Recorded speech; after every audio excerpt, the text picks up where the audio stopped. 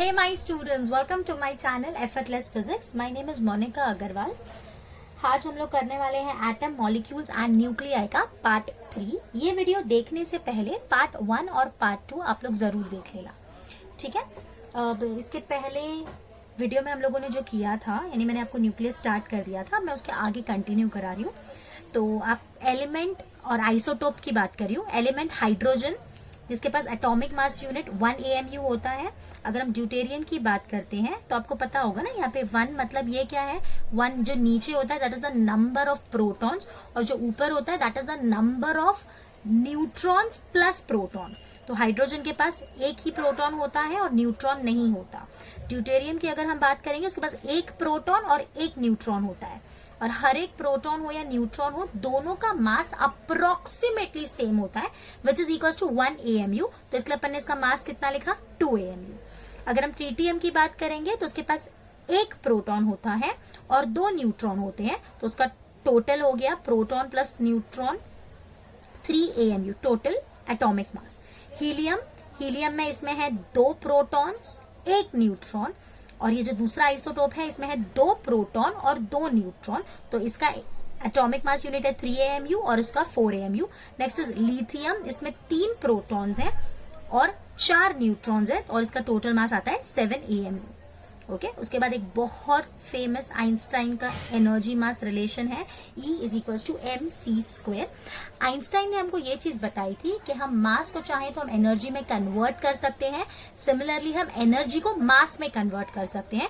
तो उन दोनों के बीच में क्या रिलेशन था, तो उन दोनों के बीच में रिलेशन था E is equals to mc², ठीक है। तो अगर आप यहाँ पे जो मैंने ये एनर्जी लिखी है, मतलब अगर मैं एक इलेक्ट्रॉन को एनर्जी में कन्वर्ट करने की कोशिश करूं, इलेक्ट्रॉन के मास को, मास इज 9.1 इंटू 10⁻31, तो उसे कितनी एनर्जी रिलीज होगी, सो इट इज 0.5 नहीं याद रखोगे तो भी चलेगा, 0.5 मेगा इलेक्ट्रॉन वोल्ट। अगर हम एक प्रोटॉन को कन्वर्ट करने की कोशिश करेंगे, so the approximately energy will be 941.1 mega electron volt. और अगर मैं एक न्यूट्रॉन को कन्वर्ट करने की कोशिश करूंगी एनर्जी में, तो मुझे एनर्जी रिलीज जो होगी that is 942.2 mega electron volt. Approximately same होती है, बिकॉज दोनों का मास अप्रोक्सीमेटली सेम होता है, एकदम सेम नहीं होता। उसके बाद ये बहुत इंपॉर्टेंट है, 1 AMU is equal to 931 mega electron volt. जैसे अगर आपको बोला जाए ड्यूटेरियम है तो उसके पास कितना एटॉमिक मास यूनिट है, 2 AMU, तो कितनी एनर्जी रिलीज करेगा, तो सिंपली आप उसको 931 मेगा इलेक्ट्रॉन वोल्ट से मल्टीप्लाई कर दोगे तो आपको आंसर आ जाएगा।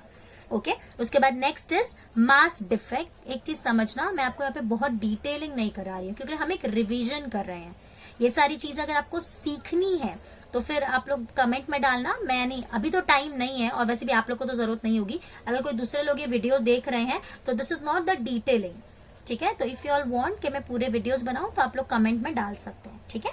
अब मास डिफेक्ट की बात करते हैं। मास डिफेक्ट क्या होता है ना, कि हमने जो सोचा था कि न्यूक्लियस का मास इतना होना चाहिए, बट हमको उतना नहीं मिला, कुछ डिफरेंस मिला। जैसे अगर यहाँ पे मैं ये पेन रख दूं तो आपके हिसाब से इसका क्या मास होना चाहिए, इस पेन का मास प्लस यहाँ पे जितने भी पेपर्स हैं, टोटल मास इतना होना चाहिए जो हमने इसके ऊपर रखा है हमारे हिसाब से। लेकिन अगर हम मेजर करते हैं तो हमको मास थोड़ा सा कम मिलता है, तो वो जो डिफरेंस होता है उसको हम मास डिफेक्ट बोलते हैं। जैसे हमारे हिसाब से न्यूक्लियस के अंदर न्यूट्रॉन्स और प्रोटॉन्स होते हैं। कितने प्रोटॉन्स होते हैं, Z प्रोटॉन्स होते हैं, और कितने न्यूट्रॉन्स होते हैं, A-Z न्यूट्रॉन्स होते हैं। तो हमारे हिसाब से ये न्यूक्लियस का टोटल मास होना चाहिए, Z into mass of proton plus A-Z into mass of neutron. This should be the expected mass. But हम जब देखते हैं तो हमको उसका आंसर M मिलता है।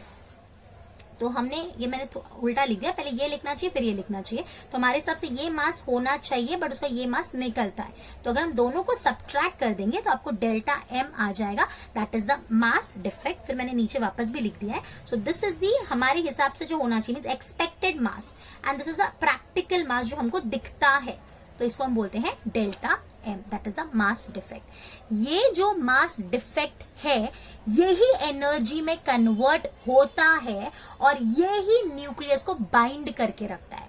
बिकॉज आप सबको पता है ना, न्यूक्लियस के अंदर क्या होते हैं, प्रोटॉन्स होते हैं, और प्रोटॉन प्रोटॉन एक दूसरे को क्या करते हैं, रिपेल करते हैं। तो उसी तरह से न्यूक्लियस के अंदर प्रोटॉन प्रोटॉन एक दूसरे को रिपेल करेंगे। तो रिपेल करेंगे तो न्यूक्लियस स्टेबल नहीं होना चाहिए। तो वो स्टेबल कैसे है, किसी को तो उसको होल्ड करके रखना पड़ेगा ना, अदरवाइज रिपल्शन होगा तो स्टेबल नहीं रह पाएगा, तो न्यूक्लियस ब्रेक हो जाएगा। बट यहाँ पे एक एनर्जी है जो इसको होल्ड करके रखती है, and that is the binding energy. और वो आई कहाँ से, ये जो मास डिफेक्ट आया इसने खुद को किस में कन्वर्ट कर दिया, बाइंडिंग एनर्जी में। ऐसे समझो इसने थोड़ा सा सैक्रिफाइस किया और उसको एनर्जी में कन्वर्ट हो गया वो मास डिफेक्ट, और उस मास डिफेक्ट की वजह से ये जो न्यूक्लियस है हमारा ये स्टेबल रह पाया। So mass defect got converted into energy, and वो एनर्जी ने इस न्यूक्लियस को बाइंड करने में मदद की। So this binding energy is mass defect. मैंने as it is mass defect का फॉर्मूला लगाया, कैपिटल एम है, हाँ बेटा, इंटू सी स्क्वायर। तो जैसे अपन ने यहाँ पे पढ़ा है एम सी स्क्वायर, तो मास डिफेक्ट को सी स्क्वायर से मल्टीप्लाई किया तो हमको बाइंडिंग एनर्जी आ गई। उसके बाद नेक्स्ट होता है बाइंडिंग एनर्जी पर न्यूक्लियन। जैसे एग्जांपल देती हूँ, सपोज यहाँ पे टोटल 10 न्यूक्लियॉन्स है। न्यूक्लियॉन्स किनको बोलते हैं, मैंने लास्ट लेक्चर में भी बताया है, प्रोटॉन्स और न्यूट्रॉन्स को मिलके हम न्यूक्लियॉन्स बोलते हैं। तो सपोज मान लो यहाँ पे 10 न्यूक्लियॉन्स हैं और इसकी जो टोटल एनर्जी है दैट इज 50 मेगा इलेक्ट्रॉन। तो एक न्यूक्लियॉन के पास कितनी एनर्जी होगी, तो आप सिंपली क्या कर दोगे, 50 divide by 10, that is total energy divide by total number of nucleons. तो अपन को क्या मिल जाएगा, बाइंडिंग एनर्जी पर न्यूक्लियॉन।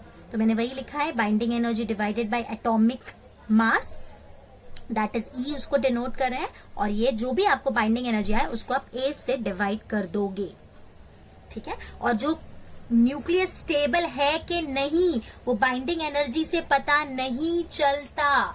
जिसकी बाइंडिंग एनर्जी पर न्यूक्लियॉन ज्यादा है वो ज्यादा स्टेबल है। जैसे और एक एग्जांपल लेके तुम लोग को समझाती हूँ।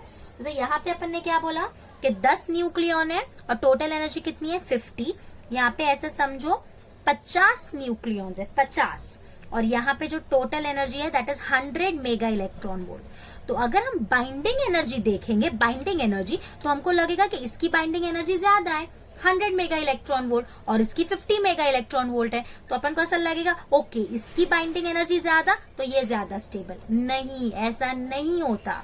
हमको क्या देखना होता है, बाइंडिंग एनर्जी पर न्यूक्लियॉन। तो यहाँ पे बाइंडिंग एनर्जी पर न्यूक्लियॉन कितना आ रहा है, 50 डिवाइड बाई 10, और यहाँ पे बाइंडिंग एनर्जी पर न्यूक्लियॉन कितना आ रहा है, 100 डिवाइड बाई 50। मींस यहाँ पे binding energy per nucleon is 5 and यहाँ पे binding energy per nucleon is 2। Means obviously इसकी स्टेबिलिटी ज्यादा है, तो हम वो बाइंडिंग एनर्जी से जज नहीं करते, हम बाइंडिंग एनर्जी पर न्यूक्लियॉन से जज करते हैं। क्लियर? ओके, तो इसका मैंने लिखा है stability of nucleus is determined by value of its binding energy per nucleon. Highly binding energy per nucleon is equals to more stability, ठीक है। ओके, उसके बाद ये पैकिंग फ्रैक्शन ऐसे ही बस डिफाइन कर दे, एज सच इसका कुछ मतलब नहीं है। डायरेक्ट पूछेंगे तो आपको एमसीक्यू में पूछ लेते हैं, तो आपने शायद ये बोर्ड्स में नहीं सुना है इसलिए मैंने लिखा है। So packing fraction is mass defect per nucleon is called packing fraction. जैसे मास डिफेक्ट जो डेल्टा एम है ना, उसको अगर अपन ए से डिवाइड कर देंगे, A is what, the number of nucleons, तो आपको क्या मिल जाएगा, पैकिंग फ्रैक्शन।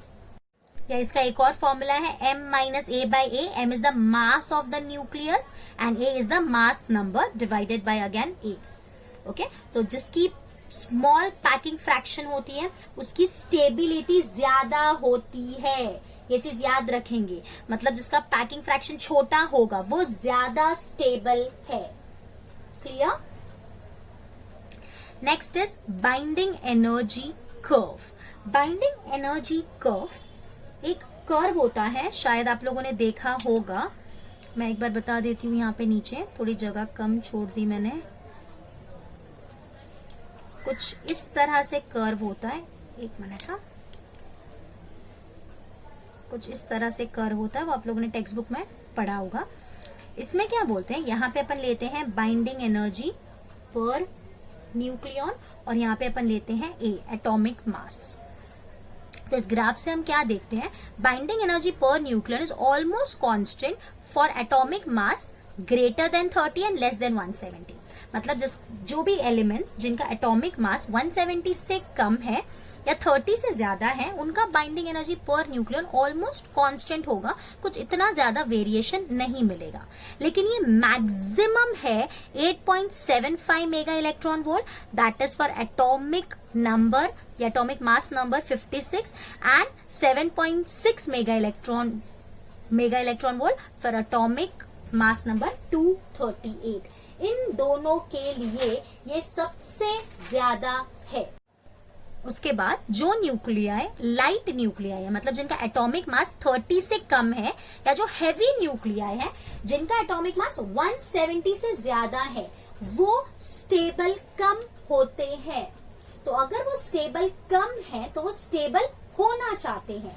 तो वो स्टेबल होने के लिए क्या करते हैं, वो दो काम करते हैं। लाइट न्यूक्लियाई, दो लाइट न्यूक्लियाई कंबाइन होती है ताकि वो स्टेबल हो जाए, जिसकी वजह से उनका बाइंडिंग एनर्जी पर न्यूक्लियन बढ़ जाए। और अगर जो हैवी न्यूक्लियाई है वो ब्रेक होती है, इसी को आप आगे बोलते हैं फिजन एंड फ्यूजन। तो जो लाइट न्यूक्लियाई है वो कंबाइन होती है, फ्यूज होती है ताकि वो स्टेबल हो जाए, और जो हैवी न्यूक्लियाई है वो ब्रेक होती है, वो फिजन करती है ताकि वो स्टेबल हो जाए। क्लियर?